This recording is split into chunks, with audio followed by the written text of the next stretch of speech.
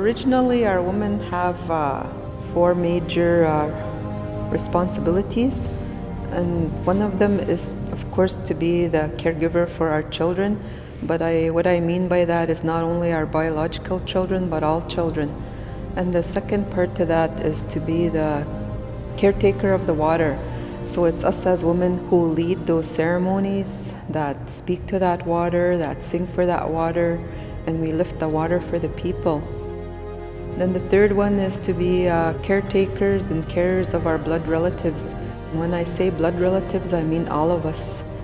To look after each other, to care for each other in a good way as possible.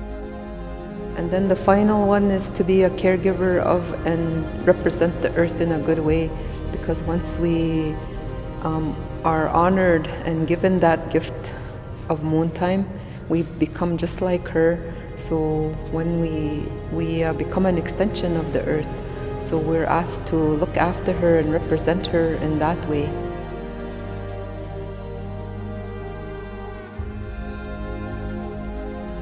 Women's coming of age ceremonies happen when young girls get their first moon time, which is when the first time that they bleed, and it's an ancient ceremony that we received from creation.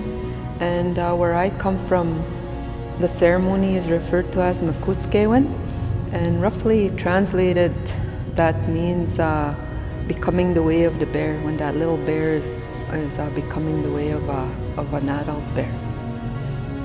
And those ceremonies are done to teach and to share with these young women how beautiful, how sacred they are, and that they are now able to bring life onto this earth, just like how Mother Earth gives life to us. Those young women are now able to do that as well. So it's a ceremony, it's an honoring, and it's a celebration.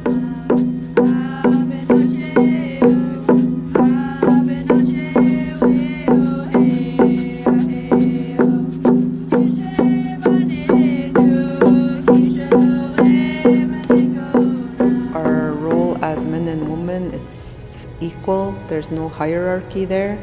But as women, because of our ability to bring life onto this earth and our great responsibility for our children, our advice and our direction was sought after by all of our people, whether they were our sisters or whether they were our men.